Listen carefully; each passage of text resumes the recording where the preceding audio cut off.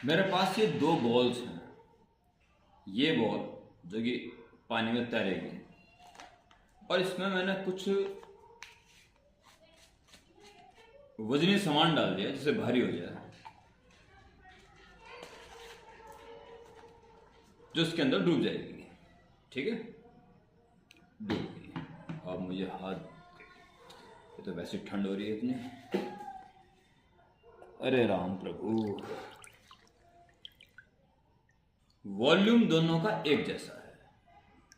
Volume दोनों का एक जैसा है। अगर मैं इन दोनों को बीच में यूं डुबो दूं, छोड़ते ही ये ऊपर आ जाएगी और ये सिंक हो जाएगी, नीचे चल जाएगी।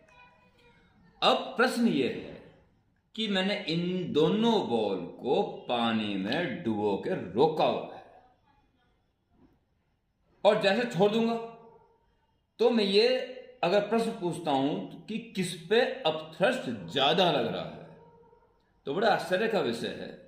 बहुत सारे अच्छे अच्छे बच्चे भी एक गलत जवाब दे देते हैं, बोलते हैं इसमें अपथ्रस्ट ज्यादा लग रहा है क्योंकि छोड़ते ही ऊपर आ रही है, इस पे अपथ्रस्ट कम है क्योंकि ये नीचे जा रही है।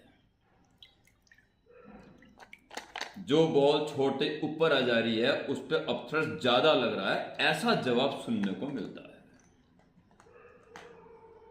जबकि हकीकत यह है दोनों पे अपथ्रस्ट बिल्कुल बराबर लग रहा है, क्योंकि अपथ्रस्ट होता है डिस्प्लेस्ड वाटर के वेट के इक्वल। दोनों का वॉल्यूम सेम था, दोनों ने सेम वॉल्यूम पानी बाहर निकाला, सेम वजन होगा उनका, सेम वेट होगा, वही अपथ्रस्ट होगा। दोनों पे अपथ्रस्ट इक्वल रहेगा, बस उसका वेट अपथ्रस्ट से ज्यादा है इसलिए वो डूब गई, इसका वेट अपथ्रस्ट से कम है इसलिए ऊपर आ गई, पर अपथ्रस्ट की वैल्यू दोनों पे बराबर होगी।